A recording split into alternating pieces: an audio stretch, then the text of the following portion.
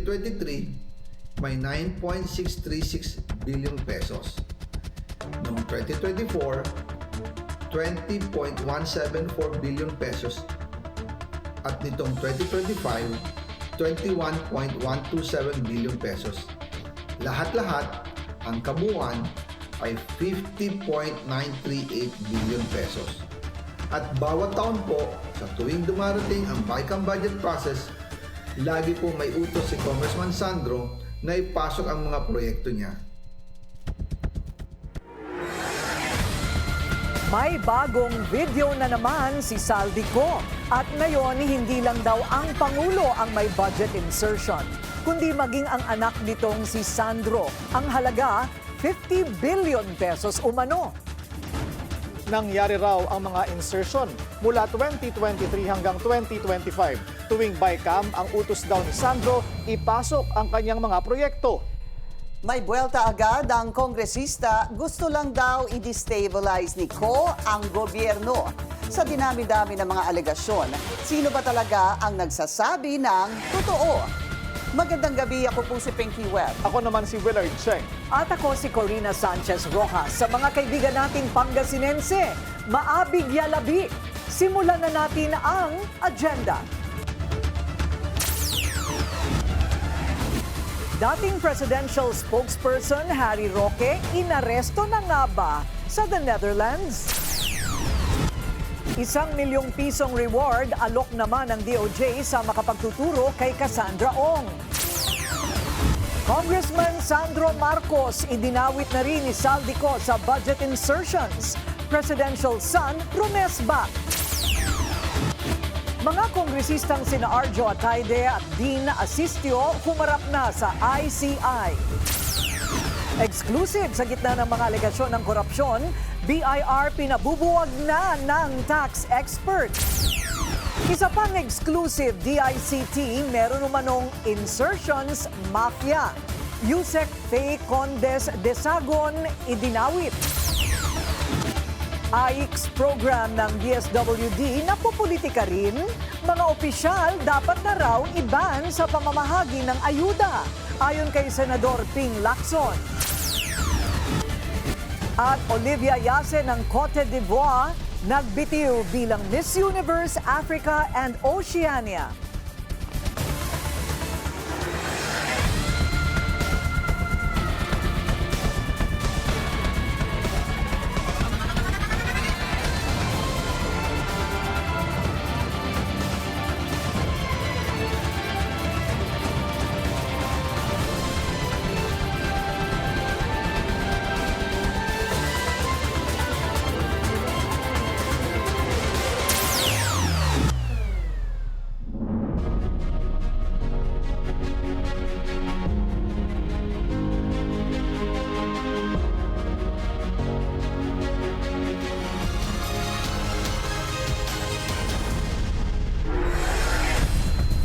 Si House Majority Leader Sandro Marcos naman ang pinuntirya. Sa latest video ni resigned Congressman Saldico, idinawit niya ang presidential son sa umano'y multi-billion peso insertions sa national budget. Ang detalye sa agenda report ni Joan Manalo. Hindi lang umano si Pangulong Bongbong Marcos ang may insertion sa national budget, kundi maging ang anak nitong si House Majority Leader Sandro Marcos. Ito ang laman ng pinakabagong video ni resigned Ako Bicol Party List Representative at dating House Appropriations Chair Zaldico. Nag-post din si Ko sa social media ng umano'y listahan ng mga ginawang insertions ng presidential son mula 2023 hanggang 2025. Noong 2023, may 9.636 billion pesos. Noong 2024, 20.174 billion pesos. At nitong 2025, 21.127 billion pesos. Lahat-lahat, ang kabuuan ay 50.938 billion pesos. At bawat taon po, sa tuwing dumarating ang BICAM budget process, lagi po may utos si Congressman Sandro na ipasok ang mga proyekto niya. Kalaunan ay nalaman daw ni Ko mula sa mga kontratista na galit daw si Congressman Marcos sa kanya noong pinag-uusapan na ang 2025 budget. Ang sabi daw niya, ipatatagal ako at magpa-file ng maraming kaso laban sa akin. Kasi kulang ng 8 billion pesos yung insertion na gusto niyang ipasok. Ang dahilan daw, may mga kontraktor na nakapag-advance na sa kanya at dahil hindi na ipasok ang buong halaga, kailangan daw niyang magsauli sa mga yon. Agad namang naglabas ng pahayag si Congressman Marcos patungkol sa mga ibinibintang ni Ko sa kanya, kung saan mariin niya itong itinanggi. Anya, kaya raw ng kahit na sino na magsalita sa harap ng kamera mula sa ibang bansa at magpakawala ng kasinungalingan. Dagdag pa ng Majority Leader, nais lang daw ni Ko na patalsikin ang Marcos Jr. administration para maabsuelto siya sa kanyang mga krimen. Ayon din umano sa intel na nakababatang Marcos, nakipagkasundo na raw si Ko sa mga makikinabang sa pagbagsak ng administrasyon, pero hindi ito pinangalanan ng Majority Leader. Nagpaalala rin si Congressman Marcos sa publiko na ang pinag-uusapan dito ay si Ko, na wala na raw kredibilidad at nagnanais lang i-destabilize ang gobyerno. Alam na rin daw ng mga Pilipino na si Ko ang utak ng flood control scandal, kaya pang iinsulto na lang daw ang sinasabi nitong wala siyang nakuhang kickback mula sa mga maanumalyang proyekto.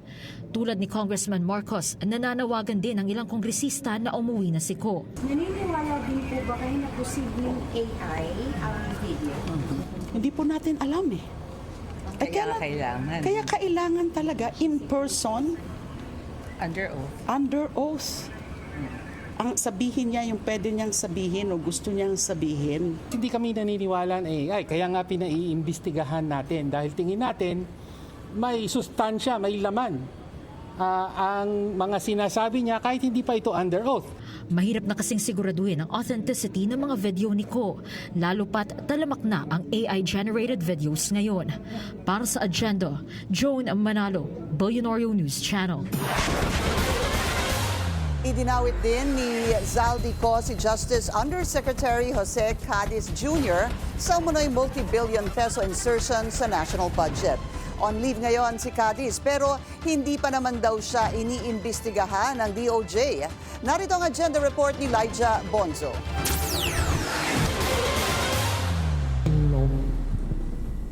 We have no jurisdiction. Yan ang tugon ni Acting Secretary of Justice Frederick Vida sa tanong kung iniimbestigahan na ba ng ahensya si Justice Undersecretary Jose Jojo Cadiz Jr. Idinawit kasi ni resigned Congressman Zaldico si Cadiz bilang bagman umano ni Pangulong Bongbong Marcos. Paliwanag ng DOJ, opisina ng Ombudsman ang may kapangyarihan at responsibilidad na imbestigahan ang mga kagaya nilang public officials. At anito, lalong wala raw silang ginagawang imbestigasyong pang-administratibo. Paglilino ng DOJ, nananatili sa pwesto si Cadiz. Pero He is on leave, no? Actually, he applied for a leave of absence since the 17th, no? Pero in view of yung work namin dito, na-approve ko yung leave niya 21.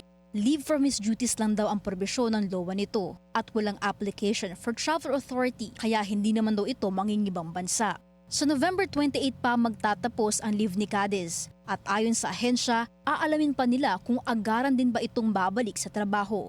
Ayon kay Vida, walang partisipasyon si Cadiz sa lahat ng ongoing investigations ng DOJ sa mga kasong kaugnay ng flood control scandal kahit noong panahon pa ni Ombudsman Boying Remulla. Nung nagpa-convene po niyan sometime in August si then Secretary now Ombudsman Boying Remulla for all the USECs and ASECs of the department to help in vetting yung mga information na dumadating. Dalawa po kami. Ako po, kasi may iba po akong tasking kay then Ombudsman, pati po si Jose Cadiz, dalawa po kami na hindi na-assignan to interview any of the witnesses. Kumpiyansa raw si Vida na hindi maapektuhan ng isyong ito ang integridad ng DOJ. He is already on leave, no? So, and definitely under my leadership, hindi magkakaroon ng involvement.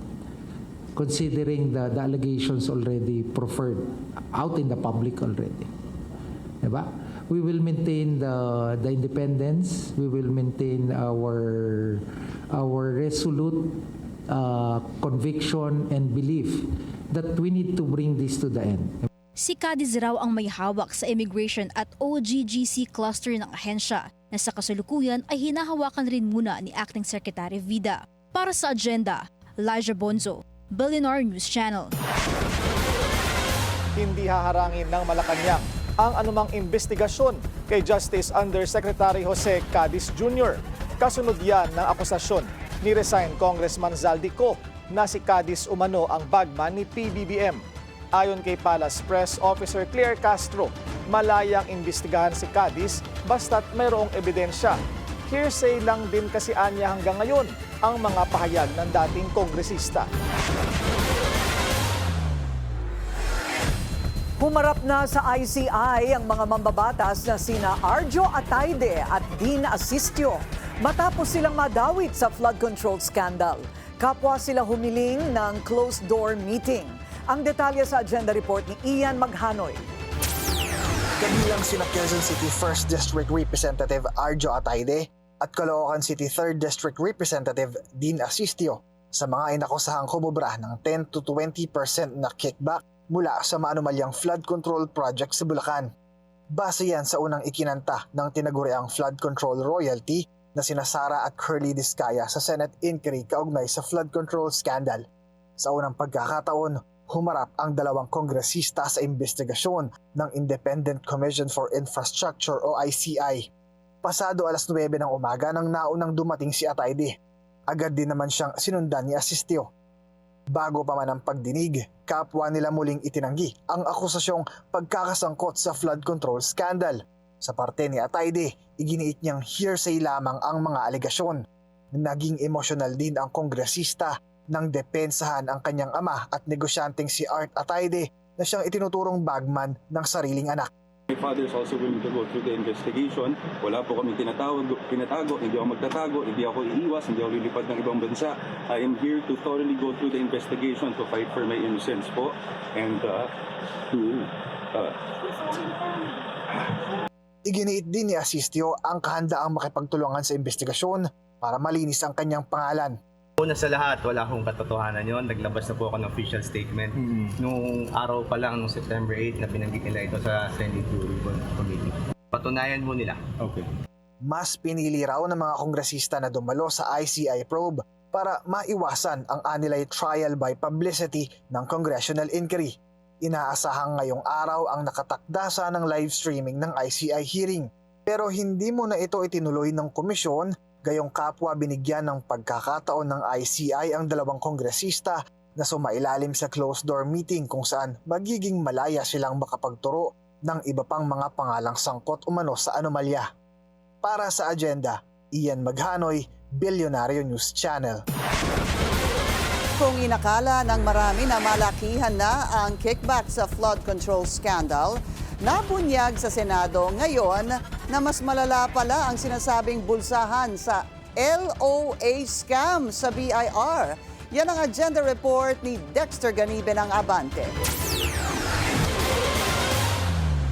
Sa Blue Ribbon hearings, nabunyag na abot ng hanggang 25% ang kickback ng mga opisyal ng gobyernong isinasangkot sa flood control scandal. Pero sabi ni Senate Deputy Majority Leader J.V. Ejercito, wala yan sa kalingkingan ng kickback ng ilang tiwaling opisyal ng Bureau of Internal Revenue o BIR. Suot ang kanyang tinawag na bantay buhaya glasses, tiniyak na hindi makalulusot sa kanyang paningin ang mga ganitong katiwalian. Nakakalungkot. Sana hindi naman sa sinasabi ko, pero sana mas malaki man lang yung pinapasok sa gobyerno eh. Kumurot man lang ng konti, baliktad eh. 70% ang dinadakma, 30% lang ang pinapasok sa gobyerno. Dahil ito sa pinatupad na Letter of Authority para mabulatlat ng BIR ang libro ng mga kumpanya na may questionabling obligasyon sa buwis. Nagamitan niya ito sa mali at lalong sinamantala simula noong nakaraang taon. Hindi lang mga Filipino companies ang apektado dahil maging ang European Business Chamber anya ay nagrereklamo na rin. Ang dati anyang target collection mula sa LOA na 6 billion pesos, umabot lang ng higit 2.3 billion ang pumasok sa kaban ng bayan. At ang 70% na dapat ay kasama sa koleksyon ng gobyerno, naibulsa na ng iilan. Tumugon naman agad ang Finance Department at BIR sa LOA issue at sinuspinde ang lahat ng field audit at related operations ng BIR. Giit ng Finance Chief, seryoso ang kanilang ahensya sa pagprotekta ng mga taxpayer at kanilang susuriin ang kanilang mga pulisiya para hindi ito maabuso, bagay na suportado ng mambabatas. All I can do was just inform the new BIR commissioner about this issue na sana gawa niya ng paraan, which I would like to thank him that he took action right away, no, upon hearing 4 senators complain about this on the floor. So ilagay lang muna siguro maging consistent sa policy na hindi alam kung ano yung hirap dumiskarte kung madaling dumiskarte kung wala talaga yung clear-cut policies about it, no? Pag ba nakaraan na yung mga nakaraang years ba, yung nakaraang taon ba na cleared na, pwede pang buksan. Ngayon nangyayari ganun, binubuksan pa rin kahit na cleared na. Kahapon, inihain na ni Senator Erwin Tulfo ang Senate Resolution number 180 na humihiling sa Blue Ribbon Committee na magsagawa ng investigasyon sa isyu ng LOA ng BIR at ang korupsyong bumabalot dito sa nakalipas na pamunuan. Umaasa si Ehersito na may maglalakas loob ng mga negosyanteng lulutang para magbigay ng kanilang pahayag para hindi na maulit pa ang reklamong katiwalian sa BIR. Para sa agenda, Dexter Ganibe, Abante! Sinuspindi na ng BIR ang pag-issue ng mga letter of authority matapos sumabog ang di umano'y paggamit nito sa korupsyon. Pero para sa isang tax expert, kailangan na ng bagong ahensya para mga siwa sa pagkolekta ng buwis. Yan ang agenda report ni Attorney Karen Jimeno. Panahon para i-abolish ang Bureau of Internal Revenue. Yan ang mungkahi ng global tax policy expert na Simon Abrea. Ito'y matapos lumabas ang mga reklamo ng umano'y pang-aabuso sa letter of authority ng mga taga-BIR para silipin ang records ng isang taxpayer.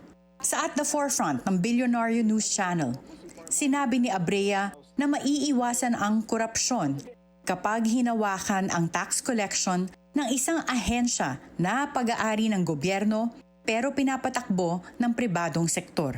Ang recommendation natin is based dun sa study natin, similar dapat sa Singapore. Not because, kasi madalas sasabihin nila maliit lang ang Singapore. No, it's the system, not the scope.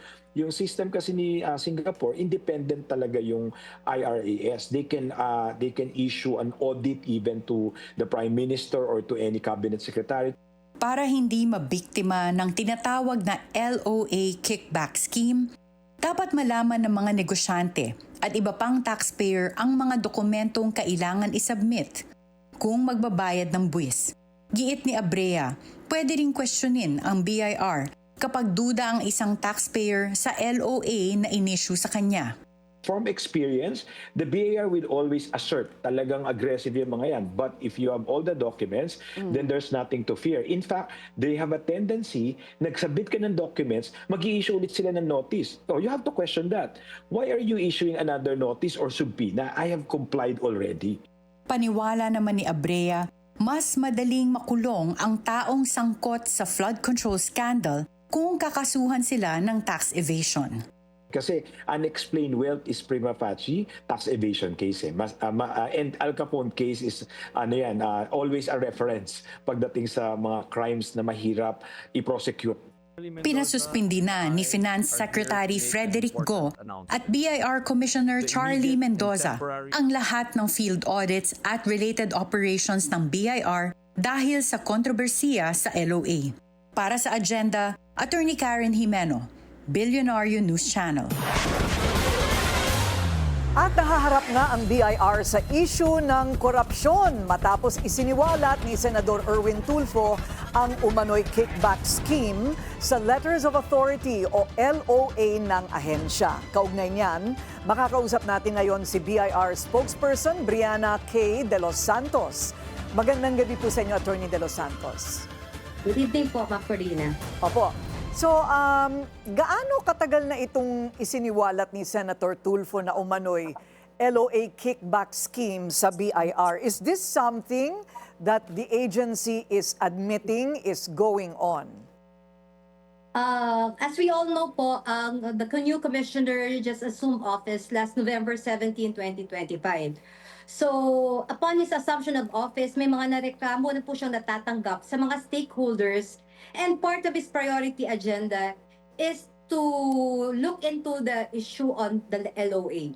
So bilang tugon po sa mga clamor ng mga stakeholders, ang nag-order na po si Commissioner ng RMC 107/2025 suspending the issuance of letter of authority. So, ano pong purpose ng pag-suspend ng letter of authority? Ito po ay para mapagbigyan ng pagkakataon na mapag-aralan ng existing audit program kung saan nakabase ang issue ng LOA.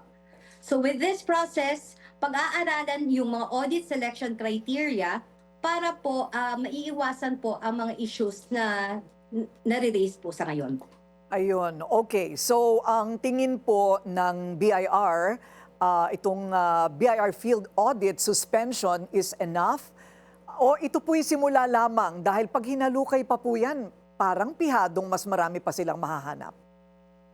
Para po sa amin sa BIR, ito po ay initial na aksyon ng aming ginawa para mapatigil kung ano man ang katiniwalian na mayroon na ginagamit ng LOA. So, sa pamamagitan nito, magkakaroon kami ng sapat na panahon para mapag-aralan at reviewin ang kasalukuyang policies upang magawa ng kaukulang reforma.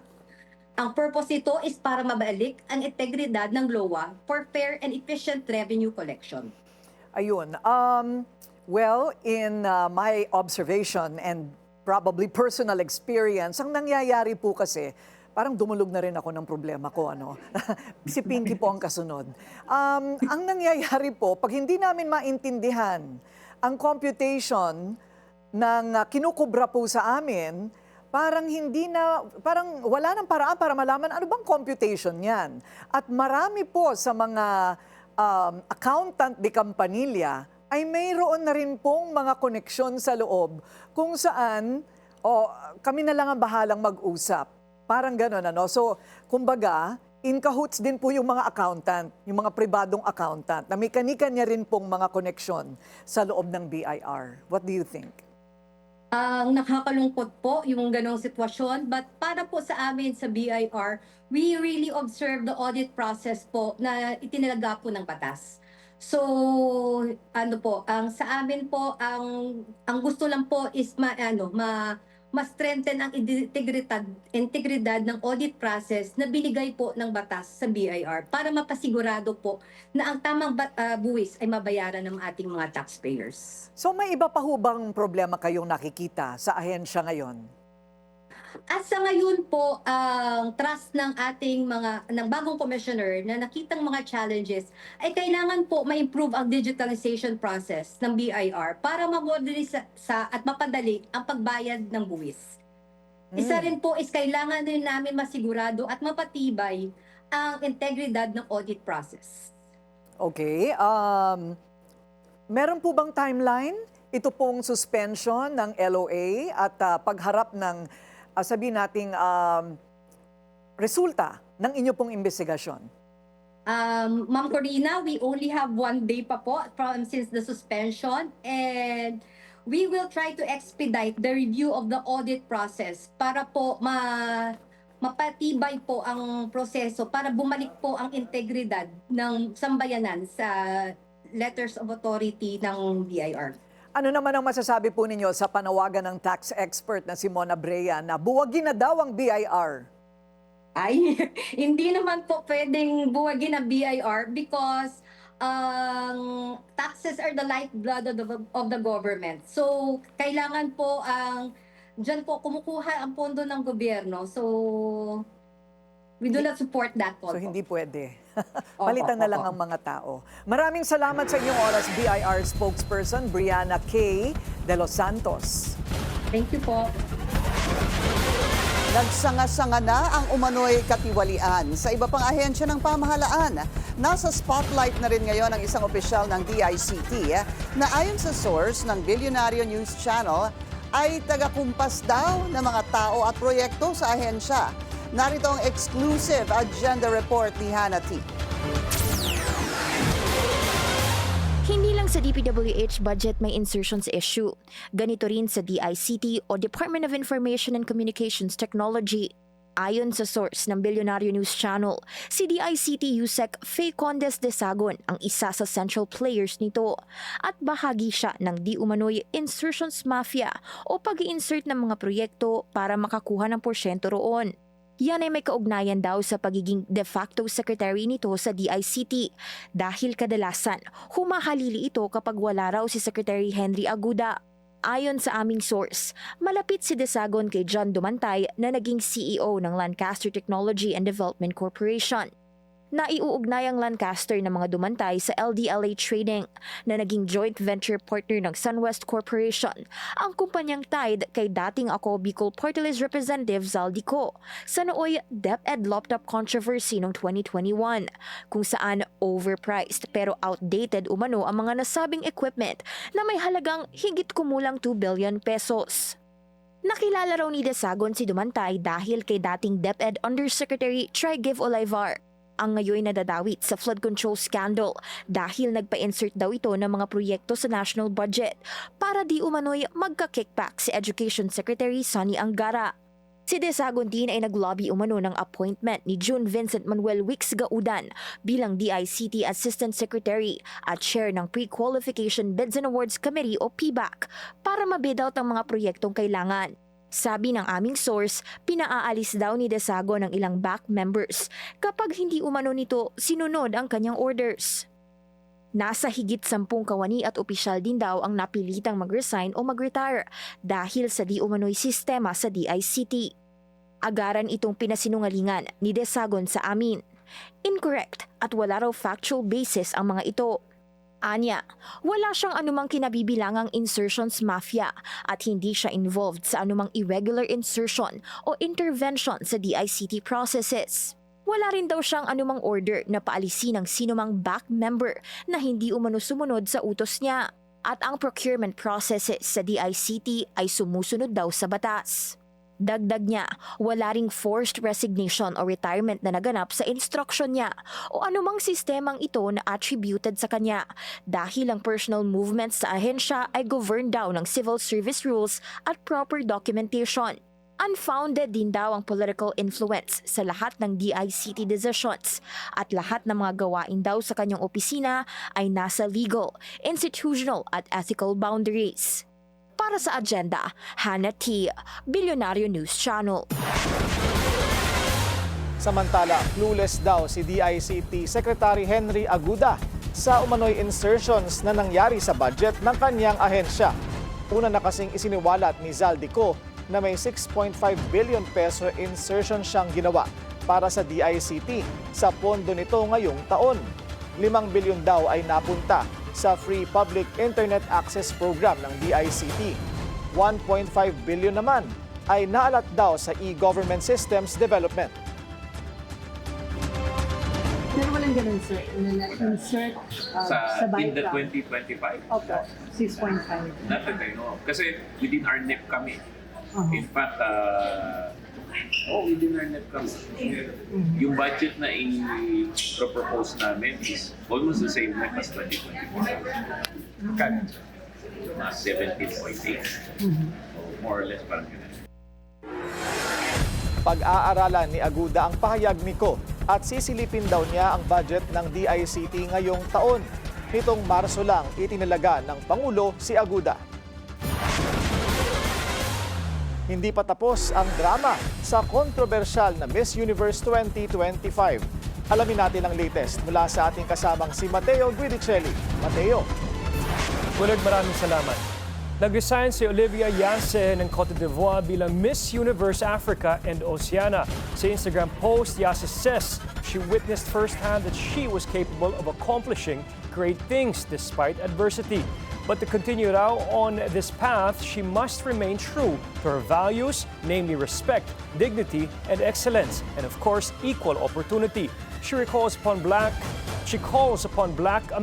African, Caribbean, American, and Afro descent communities to continue entering spaces where they are not expected. Fourth runner-up si Yase sa ginanap na pageant sa Bangkok, Thailand last Friday. But many believe she and third runner-up Atisa Manalo deserve higher ranks. Maski ang host ng event na si Steve Byrne ikinalala si Miss Cote d'Ivoire ang mananalo. Accept the results. Yan naman ang payo ng ating pambato si Atisa Manalo for those who haven't moved on Miss Universe 2025. Atisa believes masusing sinala ng organization ang winners. She made the remarks as she returned to the country after Friday's pageant. The proud Quezonian brought the Philippines back into the Miss Universe top 5 for the first time since 2021. Dating presidential spokesperson Harry Roque, inaresto na nga ba sa Netherlands? Susunod yan sa agenda.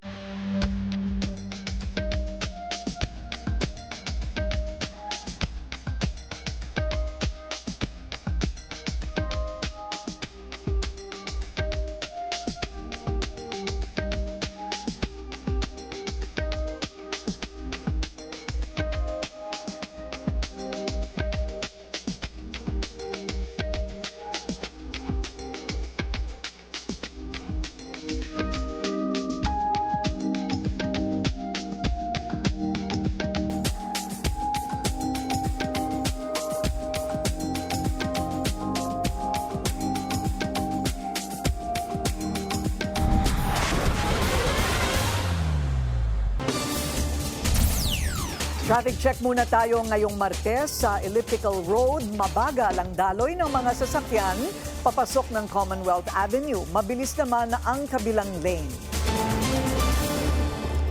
Dinampot na umano ng Dutch authorities si former presidential spokesperson Harry Roque sa the Netherlands. Ayon sa source ng Abante, dinakip si Roque ng Immigration Police sa kanyang tinutuluyan sa The Hague.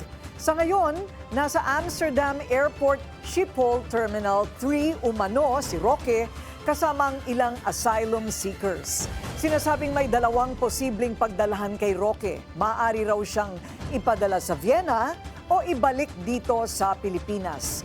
Matatandaang kinansela ng Pasig RTC ang pasaporte ni Roque kaugnay ng kasong Qualified Human Trafficking dahil sa kanya umanong kaugnayan sa illegal pogo operation sa Porac, Pampanga.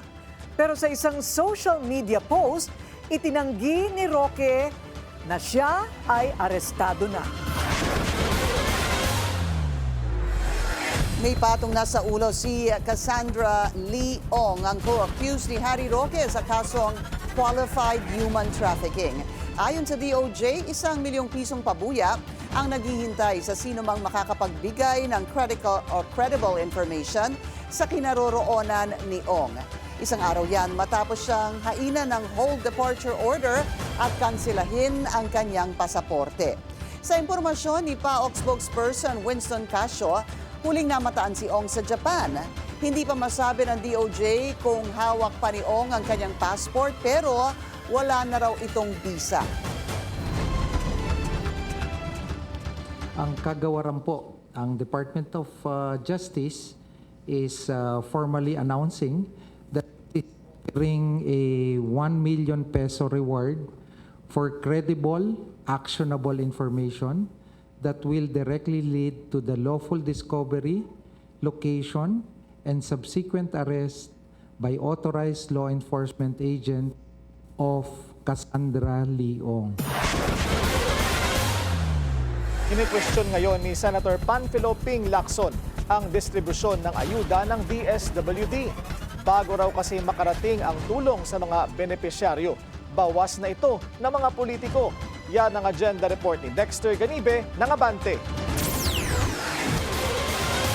Nagagamit sa pamumulitika ang ayuda ng DSWD na AICS o Assistance to Individuals in Crisis Situation. Pinunto ni Senate President Pro Tempore Panfilo Lacson sa kanyang interpelasyon sa panukalang budget ng DSWD, bakit may mga kasamang senador o kongresista sa pamamahagi ng ayuda, gayong wala naman silang kinalaman dito. Ito yung tinaturn natin yung programa into a political event. Tapos nagre-reinforce ng patronage sa politics. No? You may or may not agree with me, but that's my observation and that's my conclusion. Sa record na hawak ni Senator Ping, nanguna sa listahan ng may pinakamalaking allocated budget para sa AX distribution ang 2nd District ng Davao City na pinamumunuan ngayon ni Congressman Omar Duterte na umabot na ng higit 764.5 million pesos. Kinabibilangan ito ng Agdao, Buhangin, Bunawan at Pakibato Administrative Districts na may kabuuang 46 na barangay at higit 630,000 na populasyon. Pinagtataka ni Lacson kung para sa mga may pinagdadaan ng krisis sa buhay ang ayudang AX, bakit ang ikalawang distrito ng Sulu ang may pinakamababang alokasyon ng AX Fund na higit 790,000 pesos as of September ngayong taon? Anong crisis meron sa Davao City na wala sa Sulu? Anong crisis meron sa Batangas na wala sa Sultan Kudarat? Anong crisis meron sa Antique na wala sa Negros Occidental? May issue pa nga raw na idinadaan sa ilang lokal na opisyal ang ayuda kaya nababawasan na ang halaga kapag pinapamahagi sa mga dapat na tumanggap. Ang masaklap, 10% na lang daw ang nakukuha ng mga benepisyaryo. Nangyayari ito, hindi kumpleto yung natatanggap na dapat natanggap kasi merong kumakat.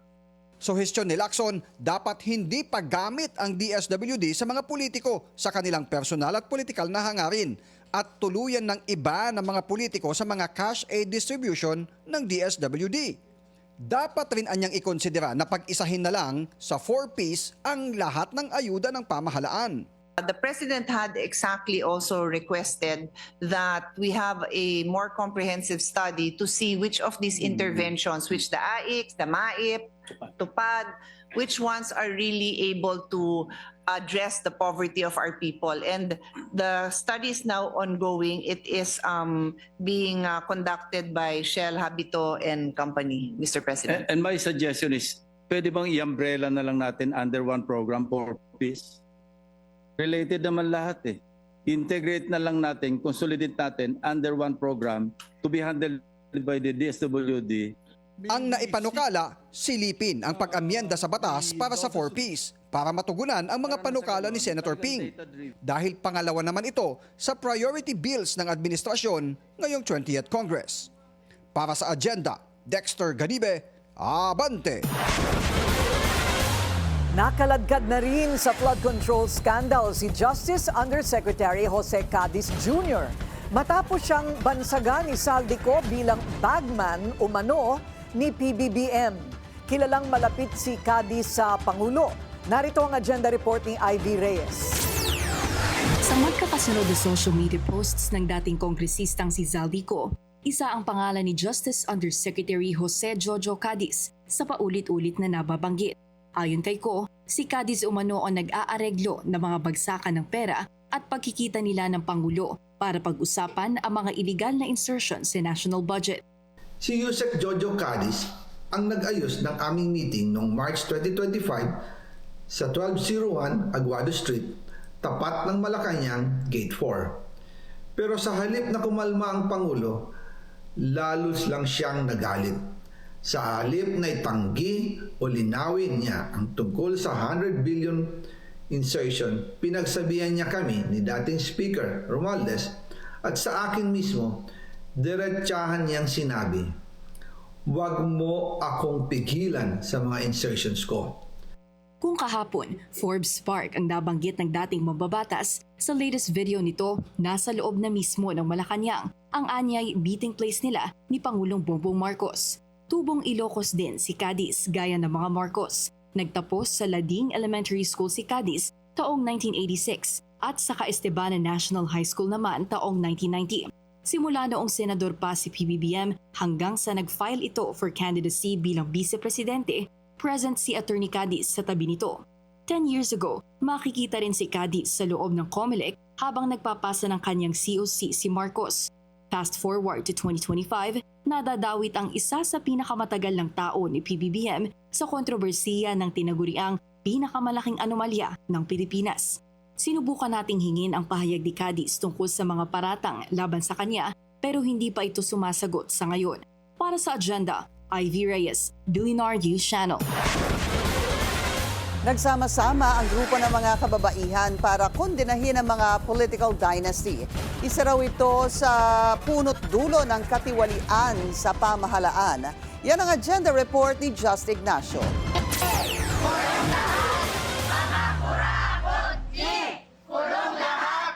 Inilunsad ng iba't ibang grupo ng mga kababaihan ngayong araw ang 18-day campaign to end violence against women sa UP Center for Women's and Gender Studies.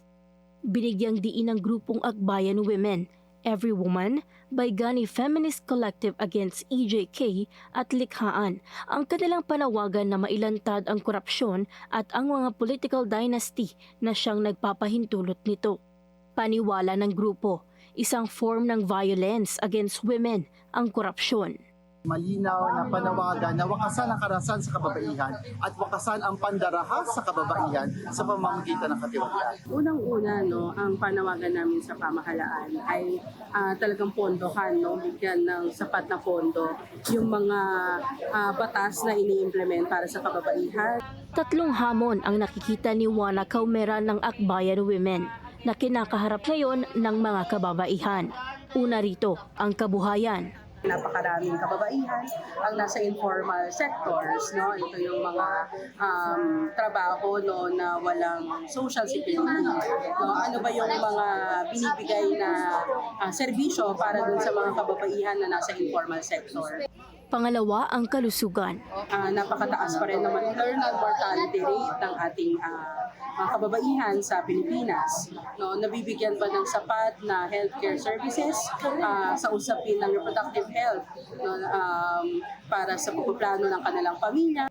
Pangatlo, ang karahasan na patuloy pa rin anyang nararanasan ng mga kababaihan. Sa pag-implement ng safe spaces law, batas na ito noong 2019, pero kamusta ang implementasyon nito? Mas tumataas din ngayon ang karahasan sa kababayan online, yung online gender-based violence. Ano ang ginagawa ng ating pamahalaan tungkol sa lumalaganap ng karahasan online?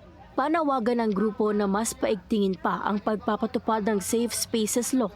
Hindi raw kasi malinaw ayon kay Caumeran ang reporting mechanism ng mga kaso ng online gender-based violence. Sa huli, korupsyon pa rin ang itinuturong dahilan sa mabagal na pagtatatag ng mga karapatan ng kababaihan. Kaya sa November 30, kaisa ang grupo sa panawagan na wakasan na ang katiwalian. Para sa agenda, Just Ignacio, Billionaire News Channel. Magagara at high-end. Pero hindi lahat ay pinag-interesan ng mga bidder. Bakit nga ba hindi nabenta ang lahat ng mga luxury vehicle na mag-asawang Diskaya? Alamin natin sa agenda report ng ating mobility correspondent G. Baroga. The collection is built to show off. Yan ang opinyon ng editor-in-chief ng Top Gear Philippines na si Dinzo Tabamo sa koleksyon ng mga sasakyan ng controversial Diskaya couple. 3 sa 7 sasakyan na hawak ng Bureau of Customs ay naisubasta na. Ang Mercedes-Benz G63 AMG, Mercedes-Benz G500 Brabus at ang Lincoln Navigator L. Sa programang Beautiful Day ng Billionaire News Channel, sinabi ni Dinzo na di tulad ng mga normal na motorista, the luxury car buyer is quite fickle. Billionaires, they don't buy these cars They want discreet They buy Lexus, Land Cruisers, yung mga luxury but blend in. Dagdag niya, praktikal ang maraming mga bilyonaryo. Dahil hindi tulad ng ibang luxury things gaya ng mga relo, hindi nagtatagal ang value ng mga sasakyan at agad na nagde-depreciate. Bago ang auction last week, the Top Gear Philippines team was able to take a closer look at the cars. At isa sa mga weird fact na ibinahagi ni Dinzo ay ang amoy ng Mercedes-Benz. Alam mo yung when you're in Europe and then you enter like a luxury boutique, and when you enter like a Prada boutique, ganon, honestly, pasilip-silip lang ako, the smell of rich leather, rich, sweet leather. Ang bango ng interior ng G-Class. Grabe. Nakatakdang i-auction ulit ang 4 pang mga sasakyan ng tinaguriang flood control royalty, ang Bentley Bentayga, Toyota Sequoia, Toyota Tundra at Rolls-Royce Cullinan na may libreng payong. I-re-evaluate ng customs ang mga sasakyan matapos ang failed bidding. Para kay Dinzo, the 2 European cars are really expensive while the Toyotas are not available locally. Both are made in the US for their market. Kaya naman ang payo niya sa mga bibili ng used cars, do your research and bring an expert friend so you know what you're getting into. Para sa Agenda, G. Baroga, Billionaire News Channel.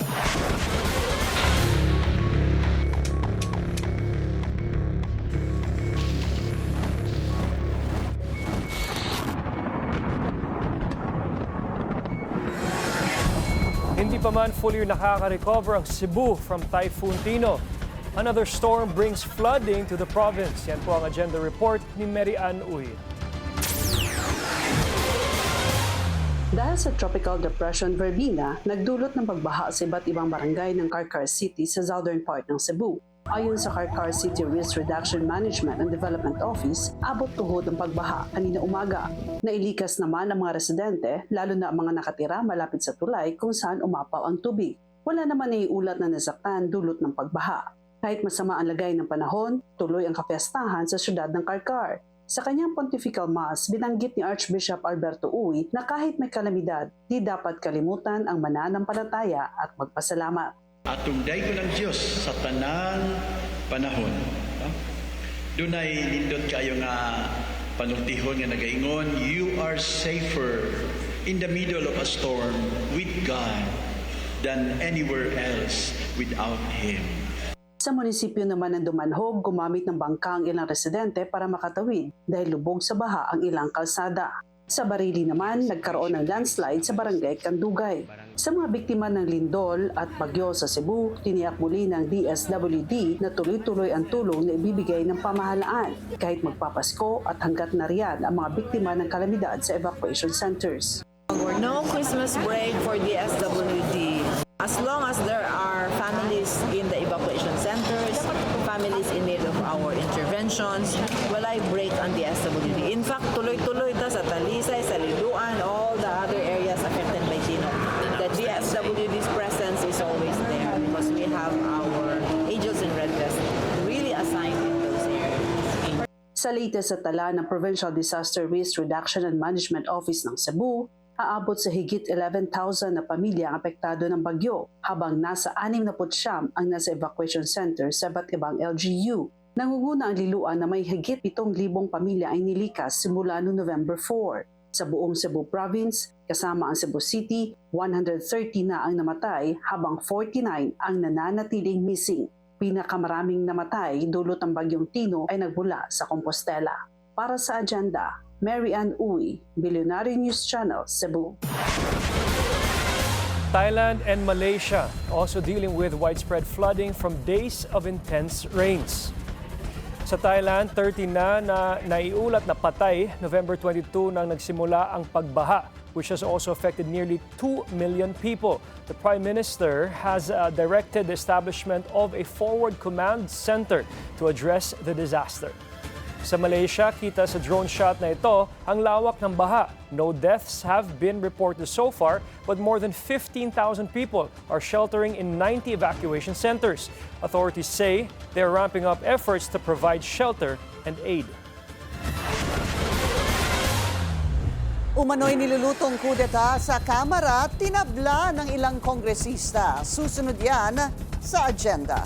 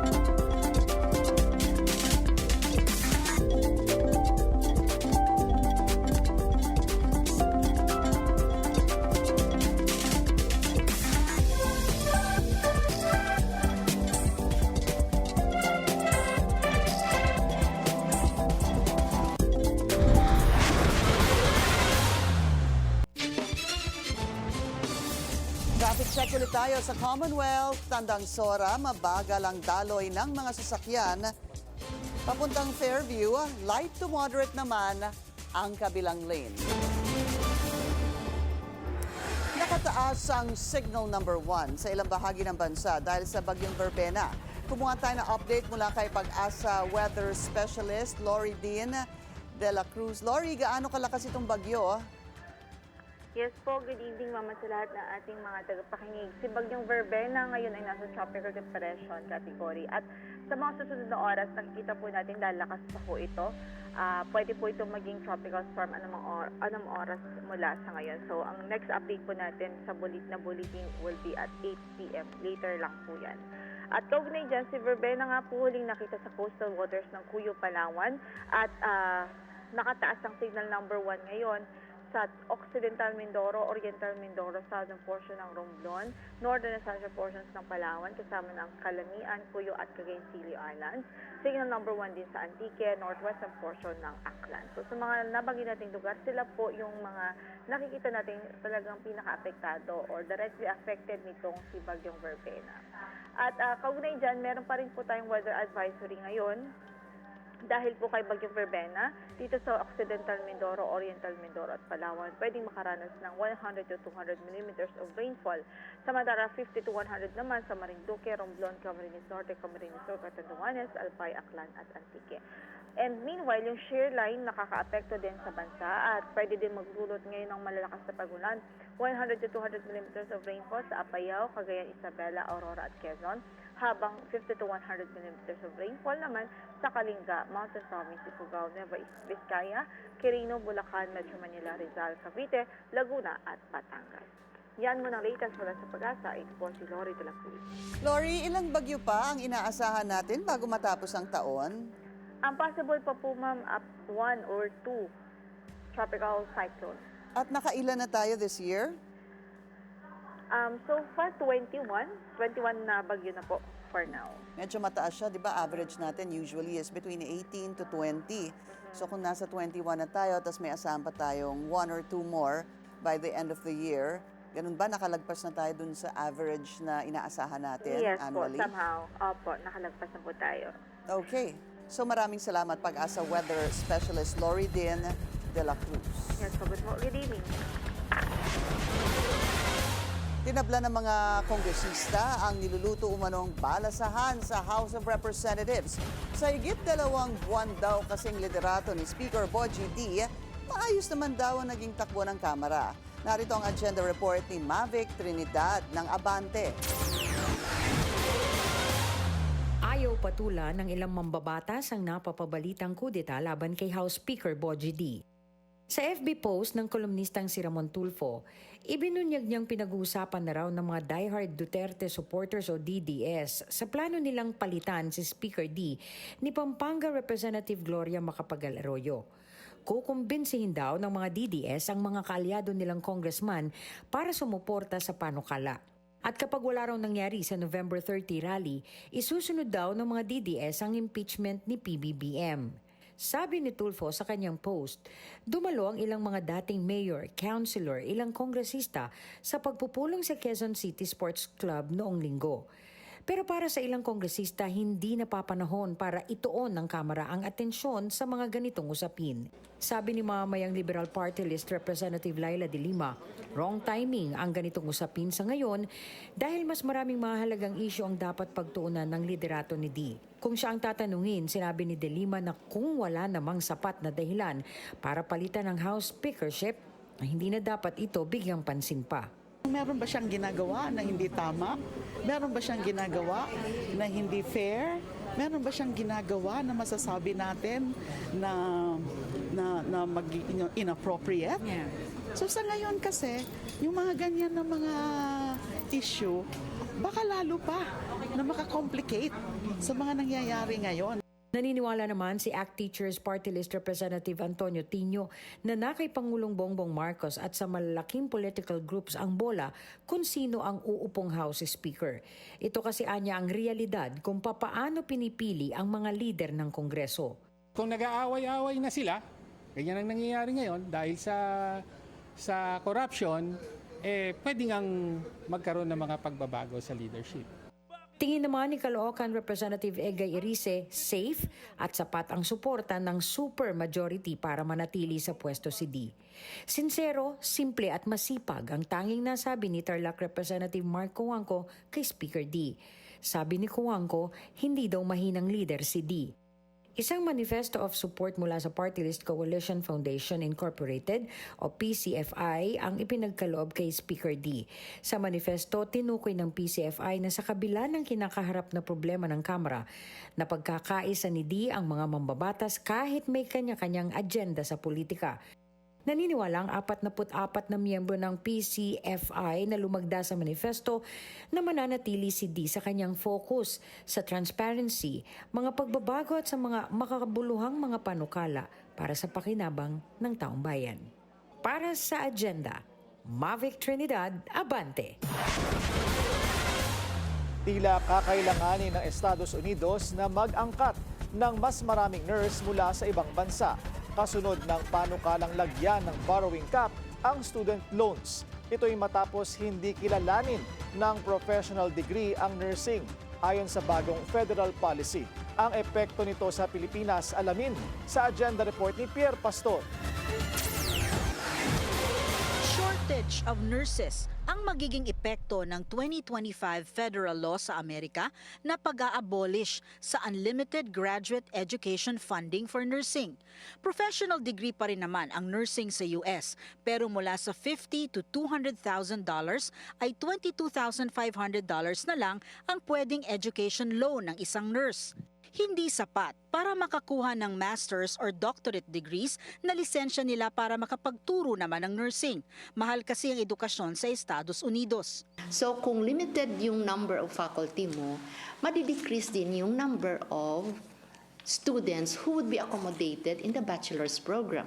Okay, so in that case, you would have lowered enrollment, and then also reduced number of professional nurses, and would also contribute to the shortage of nurses. Matagal nang may shortage of nurses sa Amerika, kaya nga sila nag-i-import ng nurses mula sa iba't ibang bansa.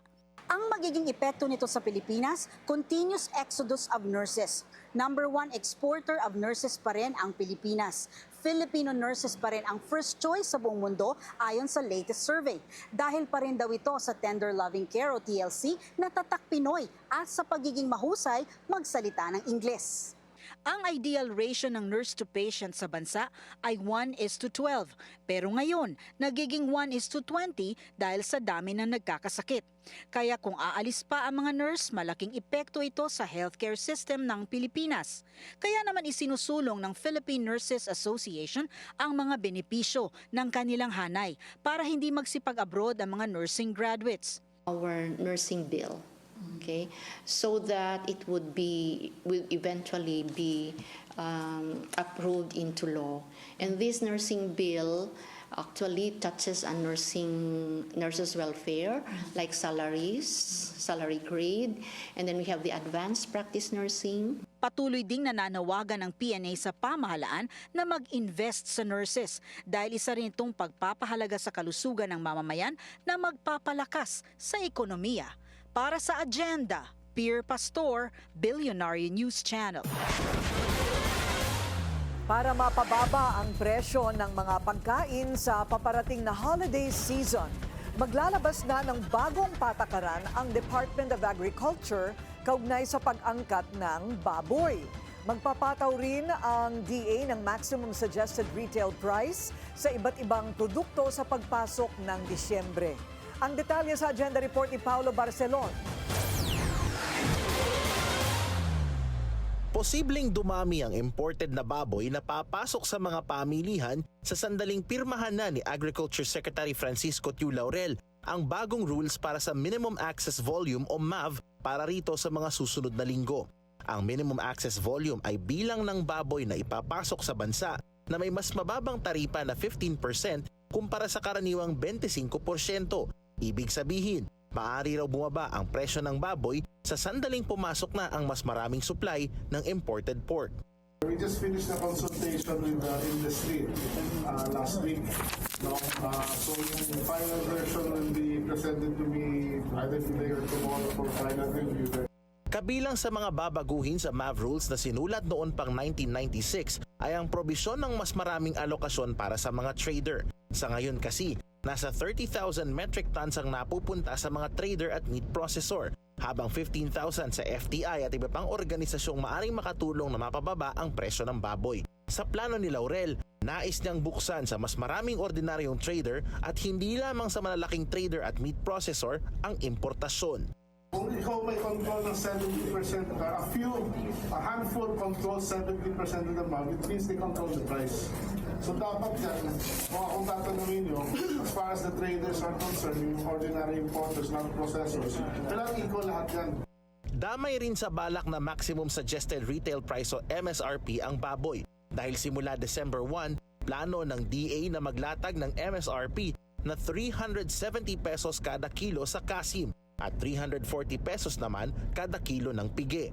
120 pesos naman ang MSRP kada kilo ng puti at pulang sibuyas, gayon din ng imported carrots. Ayon sa DA, ito raw ay para masigurong mapababa ang presyo ng mga nasabing pagkain ngayong holiday season. Para sa Agenda, Paulo Barcelon, Billionario News Channel.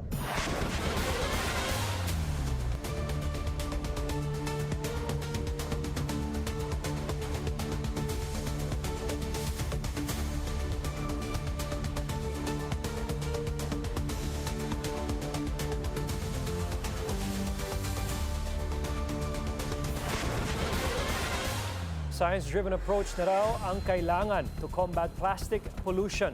That remark coming from President Bongbong Marcos as the country hosts the first ever global forum on nuclear solutions. Ang detalye sa Agenda Report ni Ivy Reyes.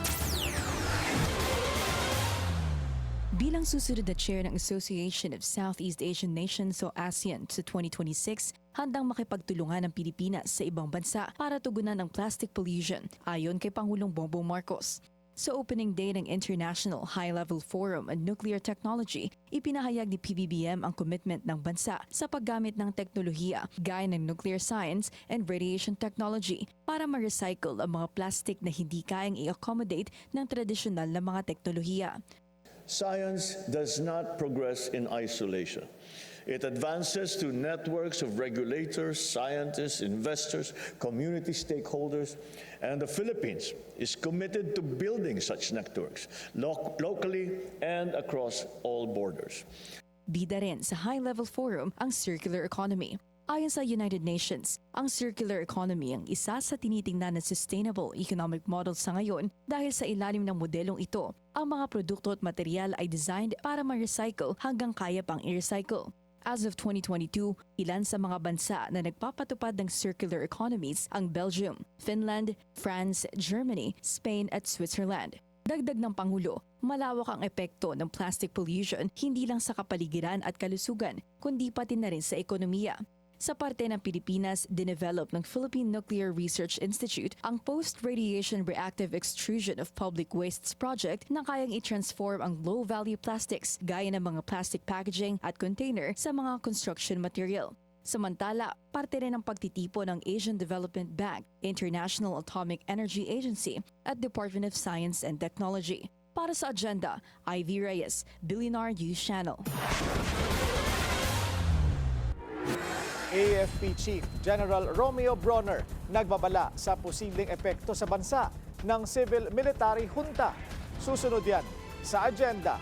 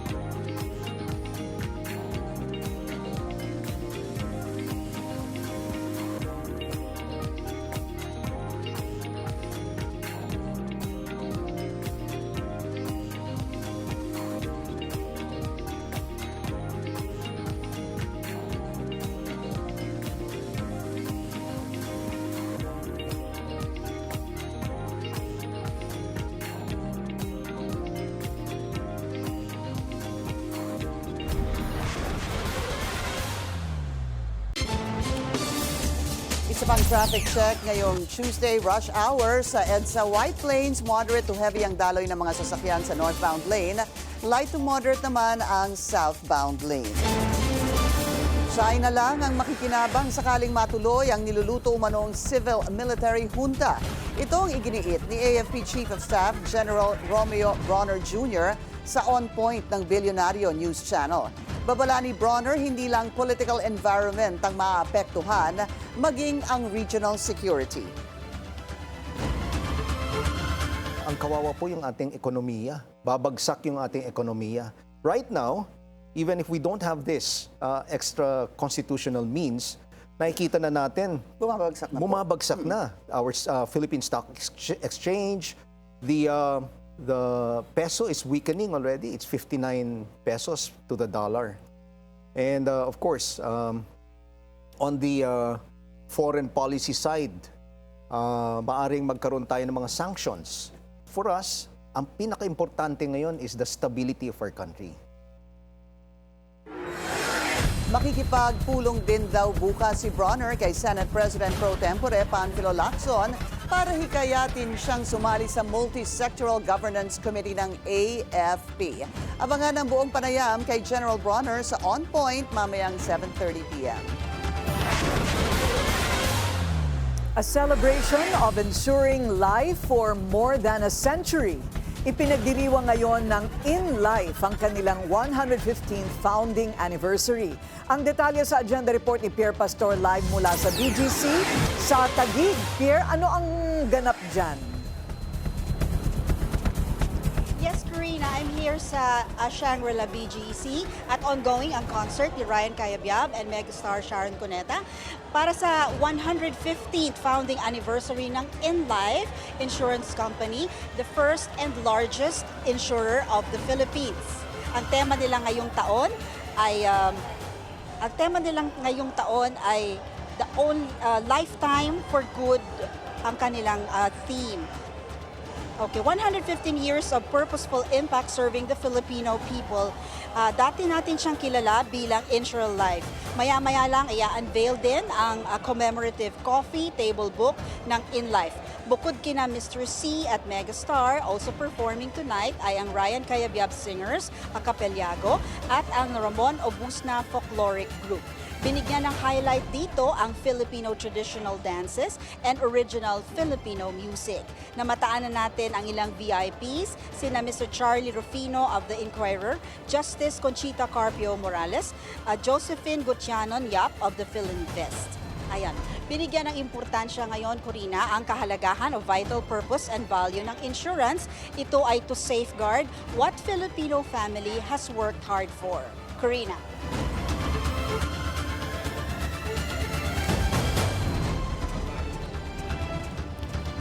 Maraming salamat, Pierre Pastor. Nag-uulat ng live mula sa BGC sa Taguig.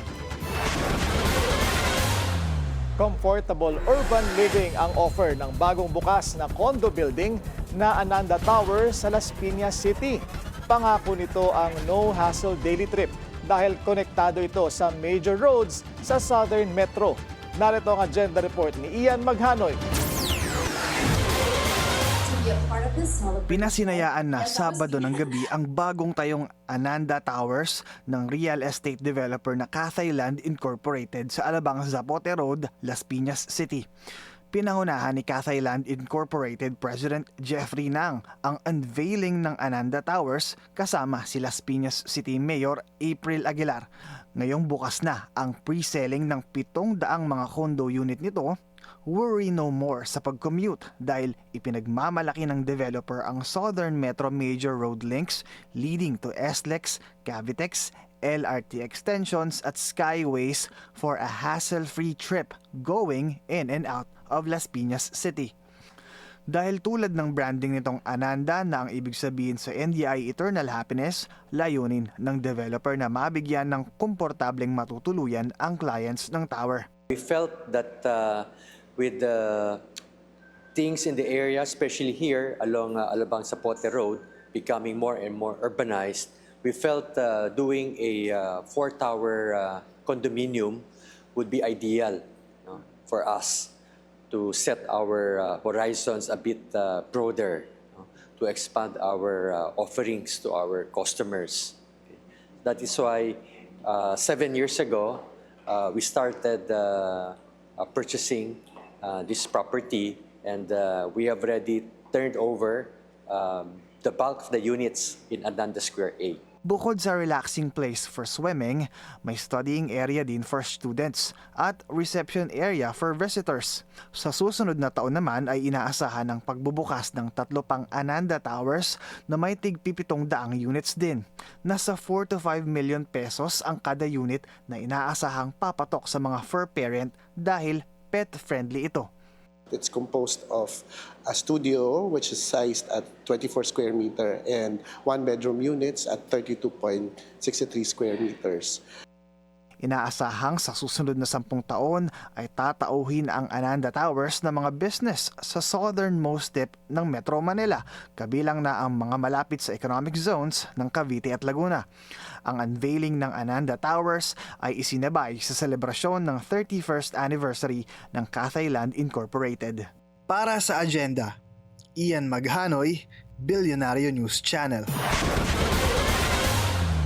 In full swing na ang holiday season sa Germany. Sa Berlin, binuksan na ang Christmas market under heavy security. Nilagyan ito ng protective boulders and increased police presence following 2 prior Christmas market attacks sa bansa. Pero sa kabila ng mga insidente, undeterred ang visitors. It's about having some special time, myself and my daughter and my new granddaughter, and just getting in the mood for Christmas and buying a few treats. It's a really special time. This is a beautiful one. Yeah, this is spectacular. And we were able to warm up our feet inside the tent there because it is very freezing out here. But yeah, so far so good. It's a really lovely one. In the city of Dortmund, inilawan na ang sinasabing world's tallest Christmas tree. The tree is 45 meters high and has 138,000 LED lights. It showcases a 2-minute light show at the top of every hour. In the US, pinakilala na ang 2 very lucky turkeys who will receive a presidential pardon this Thanksgiving. Meet Gobble and Wobble, both of whom spent time sa Willard Hotel before heading to the White House. This was the time when I was going to announce the names of these 2 lucky turkeys for the very first time. But we are, of course, in Washington, D.C. And true to form, we've had a bit of a leak in our information here. But nonetheless, I'm happy to announce to you all, please welcome them, Gobble and Waddle. Gaganapin ang pardon ceremony Tuesday, local time. The annual tradition officially began in 1989 under then-President George H.W. Bush. In-unveil na ang bagong crystal ball for Times Square's iconic New Year's Eve celebration.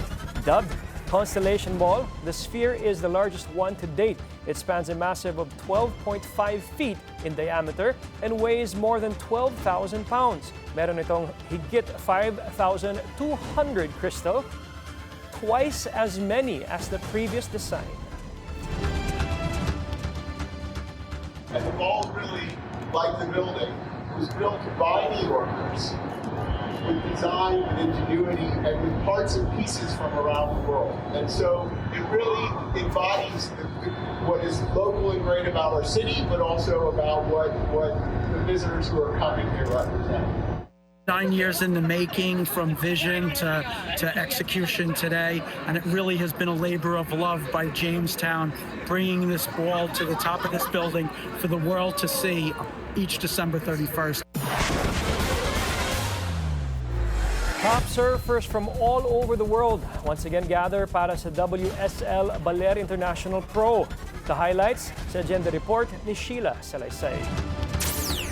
Muling uminit ang surf scene sa bayan ng Baler, the OG home of Philippine surfing, sa grand return ng World Surf League Baler International Pro 2025 na muling nagdala ng global vibes sa local waves. Sa loob ng 1 linggo, umarangkada ang malupit na alon ng Sabang Beach kung saan ang mahabang coastline, retro meets Isla vibe at iconic Sierra Madre backdrop ay nagmukhang perfect surf playground. Ang top riders mula Asia at iba pang bansa sumabay sa wild waves ng Baler. Time to meet the king and queen of longboard. Sa women's longboard division, nakamit ni Natsumi Taoka ng Japan ang back-to-back title. Siya rin ang nag-post ng highest single wave score at highest heat total ng finals. Ito na ang kanyang ikatlong panalo sa Pilipinas. Love Philippines and I'm so happy to be back here and then win again. The wave condition is a little bit tricky. I'm working so hard and not to get nervous. I just gonna enjoy every heat and yeah, I got the score so I'm so happy. Muling pinatunayan ni JR Esquivel ang kanyang dominasyon sa longboard. Nakamit ang ika-6 na panalo at kasalukuyang world rank number 8. Pang-ilang titulo mo na to? Actually, pang 6 times ko ng champion sa Asia. 6 sa Asia. Ano yung sikreto mo? Why do you keep on winning? Yun, tuloy-tuloy lang sa pag-improve, tapos training lang ng training. Para sa akin, yung hard work, saka yung time talaga na binibigay ko para mag-training. Tapos talagang pinag-aaralan ko kung ano yung kailangang gawin sa contest. Especially yung sa mga points and sa pagpili ng magandang alon. Simple pero solid ang vision ng World Surf League. Ipakita sa buong mundo kung gaano kaganda ang Pilipinas. The vision for WSL through our event management company SDMI is to showcase the beauty of not just the waves but also of the locations where we are coming to. We've been in Siargao, we're now in Baler, and then we're off to La Union into January 2026. And one thing that resonates is the landscape. Coming out towards the provinces of the Philippines, when you leave the cities behind, you find palm trees, blue skies, and a picturesque coastline that we can showcase to the rest of the world to include sports tourism, get surfers out here surfing, enjoying the culture, the water, and the people. At sa pagtatapos ng Baler International Pro 2025, muling napatunayan na ang Pilipinas ay home of Asia's best waves and world-class surfers. Next stop, La Union para sa La Union International Pro at Junior World Championships sa January 2026. Para sa Agenda, Sheila Salaysay, Billionaire News Channel.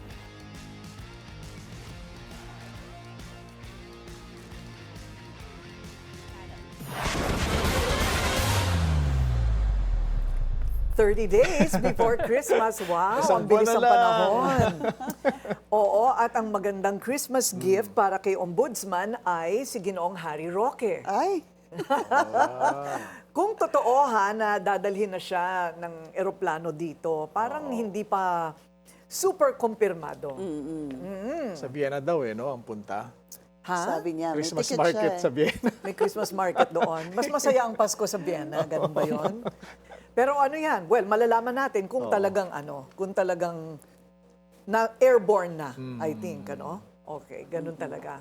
Ma'am, it's also very important. Okay lang, ma'am. Huwag mo lang tatawagin tita. Corina, Or you will be evicted. Corina Okay. Sanchez Rojas. Yes. Today is also a very important day for the Armed Forces of the Philippines, especially the Army. We're celebrating the 75th founding anniversary of the Philippine Scout Rangers, the most elite unit of the Philippine Army. So, sa mga musang natin dyan, Philippine Scout Rangers, happy anniversary. Happy anniversary. Wow. Happy anniversary. 75 years. Grabe training dyan sa Scout Rangers. Really? I thought it was the Navy or the Marines or something. No, the Marines are tough, very tough, of course, no doubt. But the elite forces of the Army are the Scout Rangers Special Forces and the LRR, the Light Regiment Unit. Of which you are part, no? Scout I train with the Rangers. Yeah. Ranger! Training talaga, kompleto? Hindi ka lang honorary? Hindi. How long was your training? So the Scout Ranger orientation course is 45 days. So we were locked in there. Kaya natin 4 to 5 days daw. Ako from 45, di ba? 45. Kaya ko 45 minutes. 45. So we're celebrating this Thursday. Meron tayong lahat ng mga Rangers sa buong Pilipinas, Luzon, Visayas, Mindanao at buong mundo pupunta sa Camp Texon.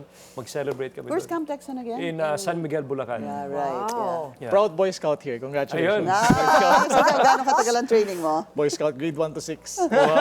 Ay, ako nag-bivouac ako. Meron pang yung upcut dati. Meron pang upcut dati. Di ba tayo, ano? Kaya Nagka-camping pa. nagtataka ako, Willard, sa atin, si Mateo lang hindi umuupo. Kayang-kaya. Sabi ko, Scout Ranger life. The more I sit, madam, nag-ano na eh, nagka-crumple na. Anong Hindi, kulay dapat natin di ka din ngayong araw? nakabend. Anong kulay natin ngayon? Blue. Blue. Blue. Are you with us? Alright, baka so- hindi mo pa alam, Blue, blue, magpapasko na. 30 days na. 1 month yun ang 30 days to go before Christmas. Yan po ang ating agenda ngayong gabi. Ako po si Pinky Webb. Ako naman si Willard Cheng. Siya Ako muna, naman po, si Mateo Guinicelli. And it's your turn. At ako si Ate Corina Sanchez Rojas. Sa bawat issue may anggulo at ang balita may agenda.